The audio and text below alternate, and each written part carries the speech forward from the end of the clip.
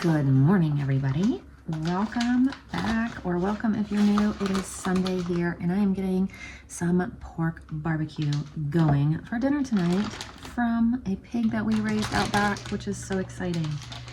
So,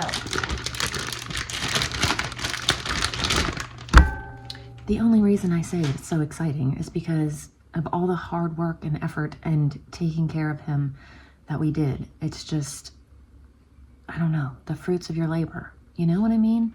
And also knowing what we're eating. That's the most important thing, because we know exactly what this pig had for his whole life, which is awesome. Well, let me wash my hands and I will be back with you. So we're gonna add a little bit of this liquid smoke. Oh my gosh. I thought it had one of those little holes that you had to like shake it for it to come out, and it definitely did not. I don't know why I was thinking it did. Oh well. Anyway, I'm gonna add a little bit of this red garlic because this stuff is phenomenal.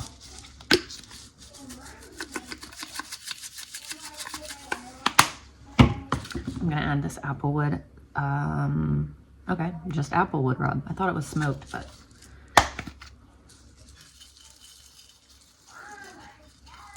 Okay, baby, Daddy's in there. You can go in there with Daddy.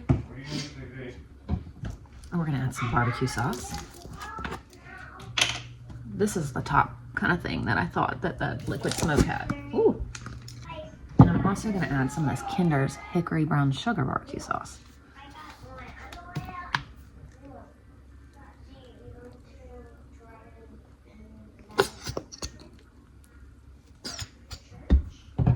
And now I'm just gonna put this on low for about 6 to 8 hours. So now also we're gonna make some coleslaw dressing for tonight to go with our pork barbecue. So we're gonna do some mayonnaise, if I can get this in there.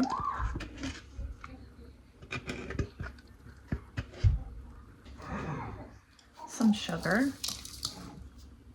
Obviously I'm not measuring, but I don't know, I'd say that's maybe half a cup to a third a cup of mayonnaise. Maybe an eighth a cup of sugar, a couple tablespoons, some salt and pepper. Let's see, a tablespoon or two of vinegar or lemon juice.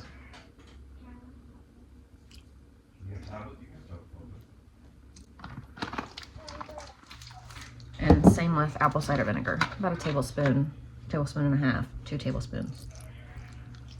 And that's it. Whisk it around with your non-whisk, because that's just how I work. So I did not film yesterday because my husband took me on a date to our spot that we went on our first date to. So it was really sweet. It was really nice. We had such a good time. And then during the day, I was like trying to deep clean the house. Like I took the dog beds outside and cleaned them up, and took the cat towers outside and did the same, and kind of things like that. So there really wasn't anything to film at all. A whisk would totally be better for that. I'm gonna add the coleslaw that we got at Aldi the other day.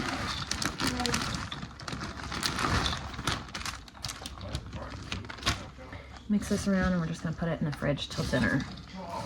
And then we're gonna work on some sausage for breakfast. I need a charger for Okay, if you want to charge it for her, that'd be awesome. really good. Ooh, can you get it? You need me to help you. Thank you, sir. You're a great big brother. He's the best. He is. He's so good to her. They're so good in all their own ways. So I'm gonna cook up the sausage. I'm gonna make the sausage cream cheese baked, but half of it's gonna be just sausage and crescent roll from Walmart, because now the Aldi crescent rolls have dairy in them, so I can't use them. So I'm gonna do half just crescent roll and sausage, half crescent roll, sausage, and cream cheese. So we're gonna lay one of these down completely flat. Turn the oven on 375, whatever you bake this at, which I think is 375. Oh, 350. And roll these out flat and pinch them together at the seams.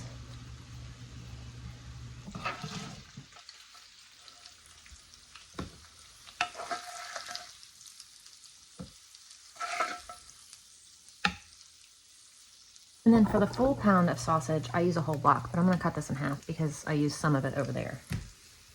So we're just gonna put half in here.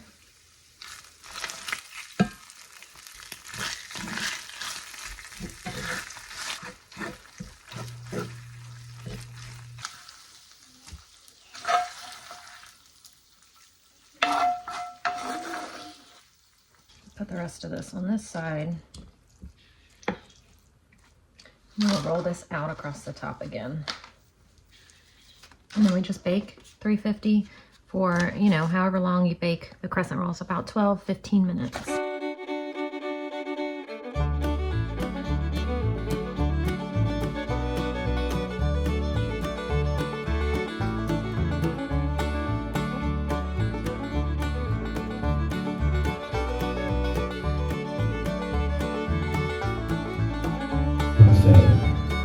Unless your righteousness exceeds one.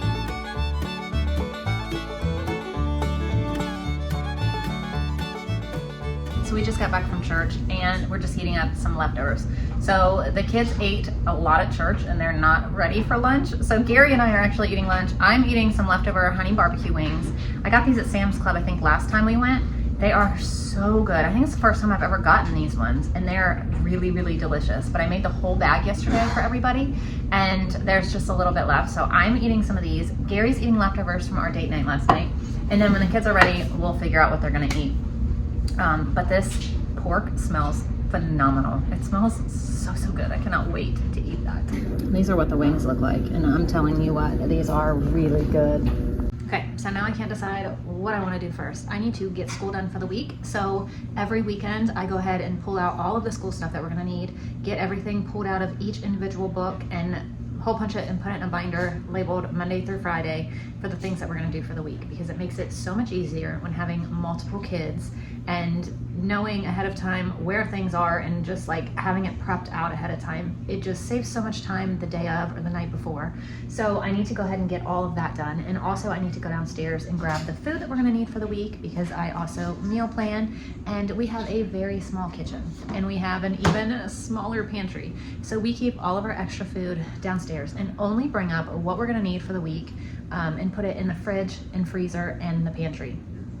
So we keep extra freezers downstairs as well. So all of the stuff stays down. The only thing that stays up here in the freezer is really foods that we need for the week as well. Same as the pantry. I mean, up here also just gets an accumulation of things that eventually we have to go through and like put downstairs, you know, like if we end up with something extra and I throw it in the freezer, it ends up here. And then eventually as I'm cleaning it up, it'll find its way downstairs kind of thing. Like if we have an extra spaghetti sauce and meatballs that we're not going to eat and we want to save it for another meal, or extra pork barbecue or something like that, the day that I do it, I'll end up throwing it down here in this freezer. And then when I go through and need to make room for the things for the week, then I end up taking it downstairs until a later day. So I need to do those two things for sure, and which one I'm going to do first, I'm not sure on that yet.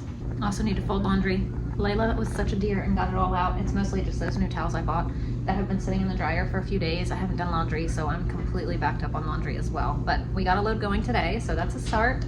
So I'll need to fold these, get these put away. Eventually I'll have to fold those and get those put away as well too. So yeah, just lots of, you know, like catch up kind of things, prepping for the week. I need to make Gary some lunch for tomorrow, make him some breakfast for tomorrow to take to work, all that kind of stuff. You know, like the normal weekend things. What do you guys do on the weekend to prep yourselves for the week, to get ahead? What do you do? Leave it down below. Let me know. Let me know if there's something I'm missing that I need to do that I wouldn't think of. Let's help each other out and let's get our weekend started great and not behind and not playing catch up when we could have prepped it before, you know? If you're into that kind of thing. If you're not, then don't worry about it, because it doesn't matter. But you know, we all operate different, which is great, because if we were all the same, life would be boring. Totally. Oh, and also we go to church with our kid's pediatrician, and he was looking at Everly's chart for us and her images and stuff, and he said definitely he does not think, or he sees no break, which is what they told us in the hospital, which is great. But he looked at her and he said if it's still like this within 10 days from the injury date, so I think it was last Wednesday, then he wants to get another x-ray on her. But other than that, she's healing very well. So the first thing I did was go down and get what we needed for the week. So we got milk, creamer, cold stuff like freezer and from the fridge, and then this is just like from the dry pantry area. So now I just need to put all this away, and then I'll move on to getting school stuff ready. And of course, anytime there's a bag or a box, you know Ember's gonna get inside of it. Every single time. Ember, what are you doing?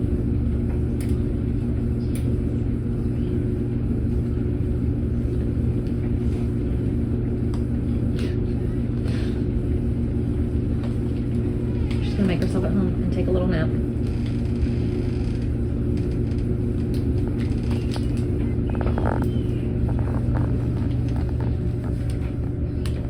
Ember, what are you doing?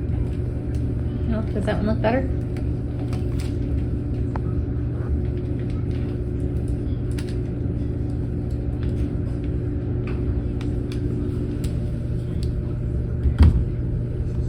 There you go. Here. You want to get in? No? Just gonna lay on it?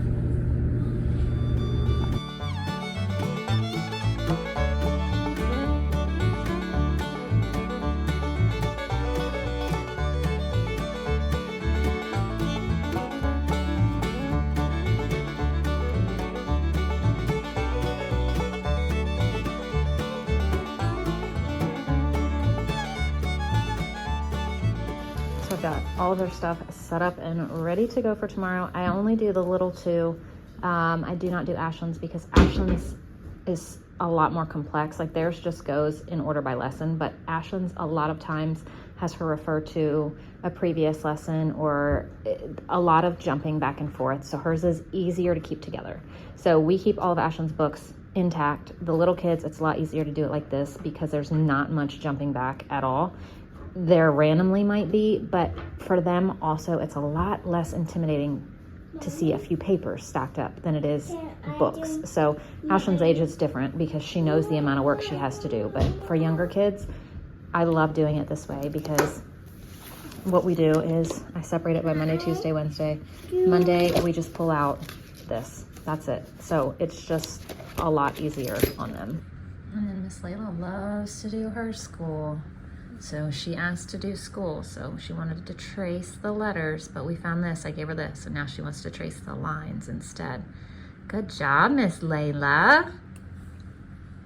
She just had the biggest smile. Good job. You're doing so good. Nice job.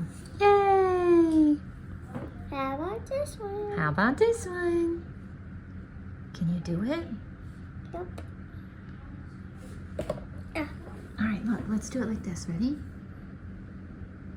Let's see. Oh, hang on. Mama can't see it very good. Let's go around like that. Can you do it? Mm-hmm. Nice job. Look at that. These cats love this cat tower. I know. It's so sweet. Ooh, look at this. It smells so good. I'm gonna get some forks and pull it apart. So I'm gonna make a few baked potatoes with dinner too tonight. So we'll do about 16 minutes. So I was just looking over the meal plan for tomorrow, making sure that I had everything I needed ready to go. That way if there was like bacon or sausage or anything on the menu, I could pull it out and thaw it and it would be ready for the morning, but there is no such thing for the meat tomorrow. So I'm skipping that. And then I looked at like second breakfast and lunch, and I was just going down the whole list of things for tomorrow. So I was just prepping and pulling out. I pulled out a recipe for tomorrow's second breakfast, and I'm gonna try to wake up in the morning, as I always do, and get breakfast and second breakfast done at the same time now. And it just works out a lot easier that way. So I don't know if you guys have seen past videos, but one of the kids asked for a second breakfast because between 7 a.m., 7, 8, when we have breakfast, all the way till lunch is a long time. And so they would just kind of like nitpick and snack and stuff. And she was like, you know, it'd be nice to have a second breakfast because a lot of times we'll eat breakfast and then turn around and want like another meal before dinner or before lunch. So we started what she called a second breakfast, and it has started to help a lot. So they're eating breakfast, they'll eat like a second breakfast. Sometimes I don't make it all the time. It really just depends on what time we did have the first breakfast, what it was. If there's any extra, then I don't have to make anything else. But a lot of times I do now, and it's always something like healthy and filling kind of thing. And then we'll have lunch. And then I also started planning a snack in the afternoon and then dinner. So it sounds like it's a lot more and a lot more food, but honestly, I feel like it's a lot less because I don't have 4 different kids going in the pantry 4 different times between breakfast and lunch, and then again between lunch and dinner. So there's a lot less in and out, in and out, in and out, a lot less things happening. It's kind of like more planned. Now that doesn't mean that they don't grab a banana or grab an apple or, you know, some crackers or something else at some point during the day as well. That does happen, but it's a lot less snacking overall because of this. So it's a lot more planning in the long run, but it has also cut back on the amount of time that we're in the kitchen and the in and outs and all of that. So I think overall it's helping a lot. So she had a really, really good idea.